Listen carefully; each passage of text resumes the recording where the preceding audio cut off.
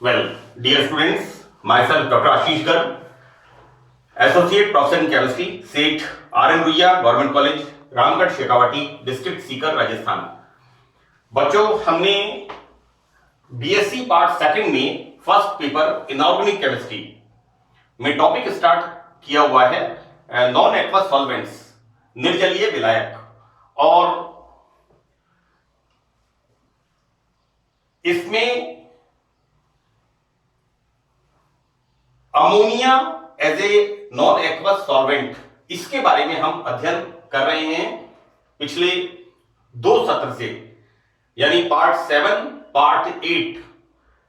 इसमें हमने अमोनिया एक निर्जलीय विलायक के रूप में किस प्रकार व्यवहार करता है, किस प्रकार अभिक्रिया करता है, किस प्रकार से इसकी विलायक के रूप में उपयोगिता है, इसके बारे में हम अध्ययन कर रहे हैं। मैंने बच्चों हम यहां पर टॉपिक हमारा है द्रव अमोनिया विलयन की अभिक्रियाएं, राइट। ये बच्चों मैं 8 पार्ट का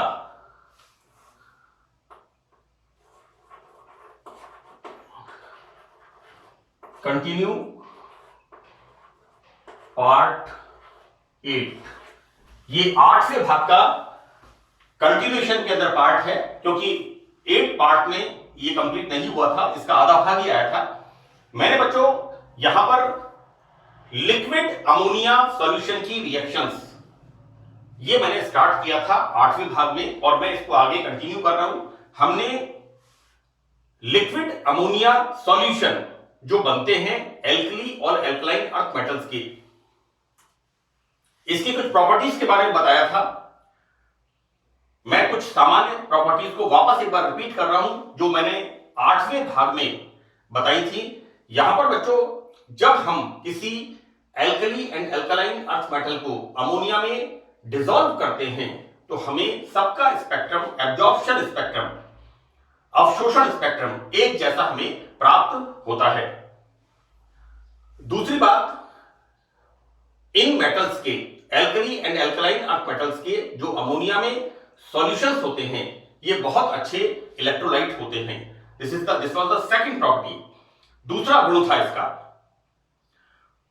फोर्थ बच्चों हमने देखा था कि डाइल्यूट सॉल्यूशंस जो होते हैं, alkali and alkaline earth metals के जो डाइल्यूट सॉल्यूशंस होते हैं उनकी प्रॉपर्टी पैरामैग्नेटिक होती है, अनुचुंबकीय, राइट।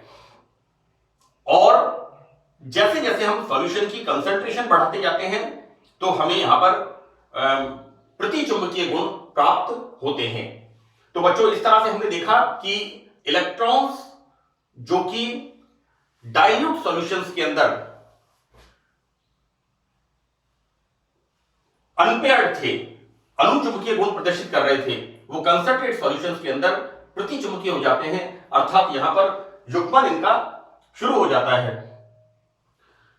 फोर्थ प्रॉपर्टी बच्चों हमने देखी थी कि यहां पर जैसा मैंने बताया कि अमोनिया, लिक्विड अमोनिया में हम किसी भी एल्कली एल्कलाइन अर्थ मेटल्स को, alkali and alkaline earth metal को डिसॉल्व करते हैं तो हमें एक सा अब्जॉर्प्शन स्पेक्ट्रा प्राप्त होता है। यहां पर फोर्थ प्रॉपर्टी है कि यहां पर जब हम alkali and alkaline earth metal को हम डिसॉल्व करते हैं तो हमें एक से ऋणावेशित आयन सॉल्यूशन के अंदर प्राप्त होते हैं। तो ये बच्चों कुछ मेन मैंने अमोनिया सॉल्यूशन की कुछ गुणों के बारे में बताया था। अब इस पार्ट के अंदर मैं ये जो पार्ट था,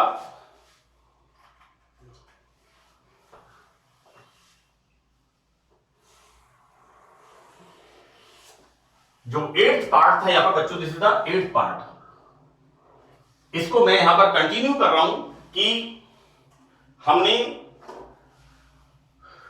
धातु अमोनिया सॉल्यूशंस के उपरोक्त गुणों के आधार पर यह निष्कर्ष निकलता है कि विलयनों में अमोनाइज्ड मेटल आयन तथा अमोनाइज्ड इलेक्ट्रॉन प्राप्त होते हैं। अमोनाइज्ड का मतलब बच्चों अमोनीकृत, यहां पर हमें मेटल आयन अमोनिया के साथ सॉल्यूशन बना देता है और यहां पर जो मेटल से इलेक्ट्रॉन निकलते हैं दैट इज कॉल्ड अमोनीकृत इलेक्ट्रॉन्स प्राप्त होते हैं। किस तरह से बच्चों, यहां पर मेटल से इलेक्ट्रॉन निकलते हैं और मेटल यहां पर दिस इज द, हम इसको किस तरह से बोल सकते हैं, ammoniacal solution of the metal, है ना। इसको हिंदी शब्द है अमोनीकृत मेटल और अमोनीकृत इलेक्ट्रॉन्स। और इसको हम किस तरह से बता देते हैं बच्चों, यहां पर कि यहां पर मेटल अमोनिया के साथ कोऑर्डिनेट बॉन्ड फॉर्म करता है लाइक दिस। ये डिपेंड करेगा मेटल की कोऑर्डिनेशन नंबर के ऊपर। बट बच्चों दिस इज द कॉम्प्लेक्स, ये जो बड़े ब्रैकेट में हमने लिखा है ये है कॉम्प्लेक्स। यहां पर x ये डिपेंड करेगा मेटल की कोऑर्डिनेशन नंबर के ऊपर। बच्चों कोऑर्डिनेशन कंपाउंड्स मैं पूरे डिटेल में अच्छी तरह से आपको बीएससी पार्ट सेकंड के अंदर बता चुका हूं। ये मेटल की उप सहज संयोजन संख्या के ऊपर निर्भर करेगा कि कितने अमोनिया, जो लिक्विड अमोनिया हम कहें अमोनिया लिगेंड्स हैं, ये मेटल के साथ बॉन्ड बनाते हैं। दूसरा बच्चों यहां पर इलेक्ट्रॉन्स, ये भी अमोनिया के साथ अमोनिया सॉल्यूशन के अंदर होते हैं। अब यहां पर बच्चों एक इंपॉर्टेंट चीज क्या होती है कि जब alkali and alkaline earth metals को अमोनिया, लिक्विड अमोनिया के अंदर हम डिसॉल्व करते हैं तो एक हमें नीला रंग मिलता है। बच्चों एक चमकता हुआ नीला रंग, मैंने इसका सॉल्यूशन देखा है मेटल का अमोनिया में। When I was in the मैं अपनी पीएचडी टाइम के अंदर, रिसर्च टाइम के अंदर मैंने इसका सॉल्यूशन देखा है एक दो लैब्स के अंदर जहां पर इस तरह का काम चल रहा था। आरसी मल्होत्रा साहब की लैब थी, वहां पर लिक्विड अमोनिया के अंदर कुछ कंपाउंड्स का फॉर्मेशन हो रहा था। हमारे वहां पर एक लैब थी, बड़ी लैब, उसके अंदर मैंने लिक्विड अमोनिया सॉल्यूशन के अंदर कुछ रिएक्शंस को देखा था। तो वहां पर बच्चों मैं स्पेशली उस कलर को देखने के लिए गया था कि किस तरह का कलर उसमें आता है। तो यहां पर विलियम का एक विशिष्ट नीला रंग दैट इज अमोनाइज्ड इलेक्ट्रॉन के कारण होता है। यहां पर जब हम alkali and alkaline earth metal को लिक्विड अमोनिया में डिसॉल्व करते हैं तो एक विशिष्ट नीला रंग, वो किस वजह से होता है, इसकी वजह से, अमोनाइज्ड इलेक्ट्रॉन की वजह से। मैंने यहां और लिखा है, देखिए लाइक दिस, यहां पर metal ammonia like this and electron ammonia like this. तो बच्चों यहां पर विभिन्न धातुओं के डाइल्यूट सॉल्यूशंस के एब्जॉर्प्शन स्पेक्ट्रम एक से होते हैं।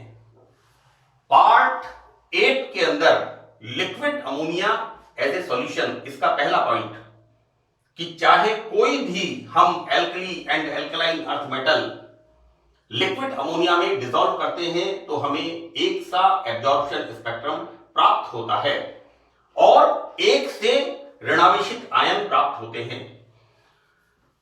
तो बच्चों यहां पर डाइल्यूट सॉल्यूशंस के अंदर एब्जॉर्प्शन स्पेक्ट्रम एक जैसा होता है एवं चालकता मापन से पता चलता है कि सभी विलयनों में ऋणावेशित आयन एक से होते हैं। बच्चों पार्ट 8 के अंदर जो मैंने अमोनिया सॉल्यूशन के गुण बताए हैं, कैरेक्टर्स जो बताए हैं मैंने, उसके अंदर नंबर 1 और नंबर 4 जो मैंने अभी अभी बोले थे, यहां पर एक सा तो अब्जॉर्प्शन स्पेक्ट्रम हमें मिलता है और साथ में सभी विलयनों में चाहे कोई भी मेटल हो ऋणावेशित आयन एक से होते हैं। बच्चों यहां पर डाइल्यूट सॉल्यूशंस में अयुग्मित इलेक्ट्रॉन्स के कारण अनुचुंबकीय प्रॉपर्टी होती है और सांद्रता जब बढ़ती है तो अमोनाइज्ड मेटल आयन तथा अमोनाइज्ड इलेक्ट्रॉन प्रति चुंबकीय गुणों में परिवर्तित हो जाते हैं। ये किस बात को इंडिकेट करते हैं कि डाइल्यूट सॉल्यूशंस के अंदर जो इलेक्ट्रॉन्स होते हैं वो अनपेयर्ड होते हैं। इस कारण प्रॉपर्टी यहां पर होती है पैरामैग्नेटिक, अनुचुंबकीय। और जैसे जैसे कंसंट्रेशन बढ़ती जाती है तो यहां प्रॉपर्टी बढ़ती जाती है प्रतिचुंबकीय, डायामैग्नेटिक। ये किस बात को इंडिकेट करती है कि इलेक्ट्रॉन्स अनपेयर्ड से पेयर्ड होते जाते हैं। अयुग्मित इलेक्ट्रॉन से युग्मन की तरफ यह प्रोसेस चलता है। हम बच्चों यहां देखेंगे this is the MnH3 X। ये डिपेंड करता है मेटल की कोऑर्डिनेशन नंबर के ऊपर। And these are the ammonized electron और formation of this। इस तरह का बच्चों एक कॉम्प्लेक्स यहां पर फॉर्म होता है। बच्चों ये जो कॉम्प्लेक्स बना है, ये कॉम्प्लेक्स कैसा है? It is a monomer. It is a monomer, एक लक होता है, में अनपेयर्ड इलेक्ट्रॉन्स होते हैं। इसका मतलब डाइल्यूट सॉल्यूशन में अनपेयर्ड इलेक्ट्रॉन होते हैं। लेकिन ये जब डाइमर या ट्राइमर बनाकर प्रति चुंबकीय पदार्थ, यहां बच्चों देखिए मेटल, डाइमर का मतलब 2 हो गई, ट्राइमर का मतलब 3 हो गया, आदि बना देते हैं और अधिक सांद्रता बढ़ाने पर धातु आयन परस्पर इतने नजदीक आ जाते हैं कि इनके बाह्यतम कक्षक अतिव्यापन करके एक चालन बैंड बना लेते हैं, राइट, जिसको कि हम कहते हैं कि इलेक्ट्रॉन्स का युग्मन हो जाता है, कंडक्टिविटी बैंड का फॉर्मेशन हो जाता है। यानी डाइल्यूट सॉल्यूशंस जब होते हैं यहां पर, तो डाइल्यूट सॉल्यूशंस के अंदर बच्चों यहां पर इलेक्ट्रॉन्स अनपेयर्ड होते हैं, लेकिन कंसंट्रेट सॉल्यूशंस के अंदर यहां पर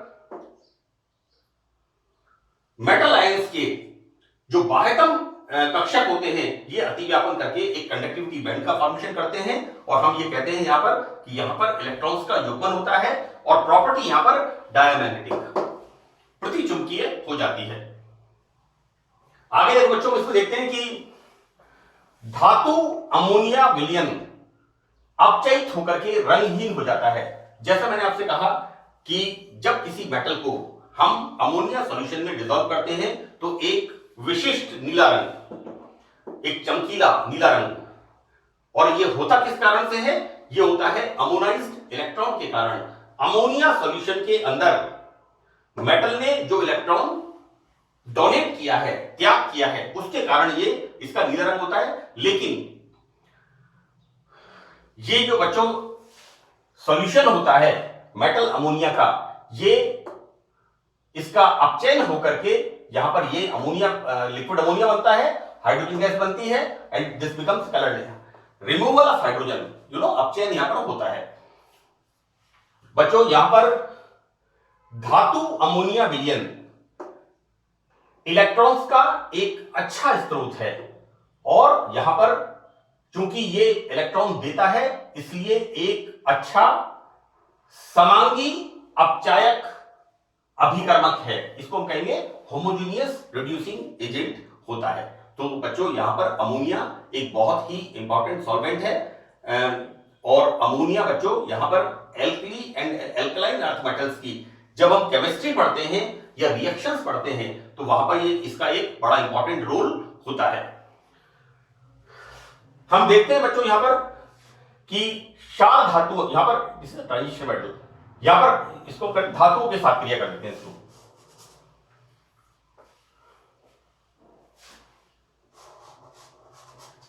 हम बच्चों देखते हैं कि धातुओं के साथ क्रिया, बच्चों यहां पर टेट्रासाइनोनिकल, ये जब इलेक्ट्रॉन एक्सेप्ट करते हैं, राइट, यहां पर बच्चों फॉर्मेशन ऑफ डाइमर,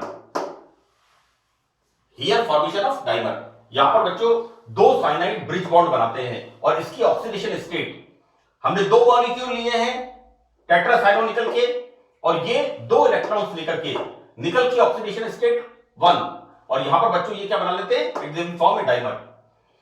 इसी तरह से हम क्या देखते हैं बच्चों, धातु, यहां पर धातु के विलयन के अधिक में बच्चों यहां पर NiCN4 2-, ये बच्चों यहां पर जब हम ऑब्वियसली दे विल फॉर्म,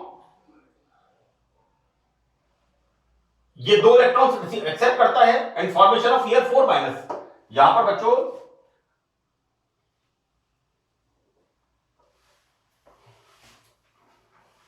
इसकी ऑक्सीडेशन स्टेट सेकंड, यहां पर ऑक्सीडेशन स्टेट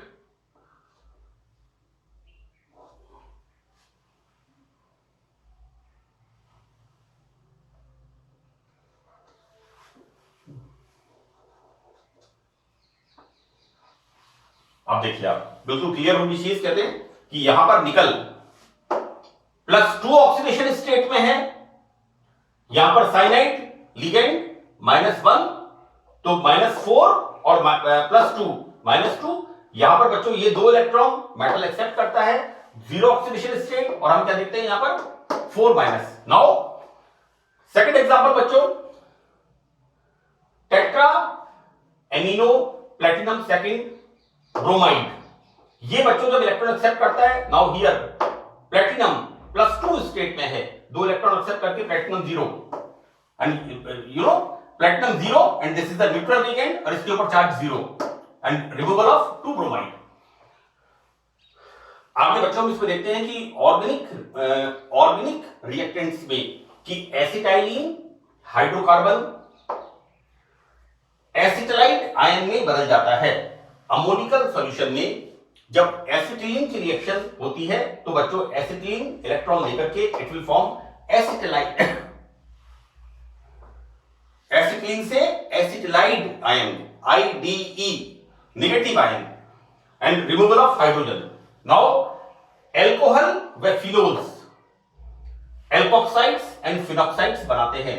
बच्चों यहां पर एल्कोहल से नेगेटिव चार्ज बनेगा एल्कोक्साइड्स एंड रिमूवल ऑफ हाइड्रोजन। इसी तरह से फिनोल्स, ये सब रिएक्शन किस पे हो रही है? लिक्विड अमोनिया सॉल्यूशन के अंदर, राइट। लिक्विड अमोनिया सॉल्यूशन में एल्कोहल्स एल्कोक्साइड्स बनाते हैं और फिनोल्स फिनॉक्साइड बनाते हैं। अब यहां पर बच्चों हम देखते हैं कि द्रव अमोनिया तंत्र, ये जो लिक्विड अमोनिया सॉल्यूशन सिस्टम जो होता है, इसकी लिमिटेशंस क्या हैं?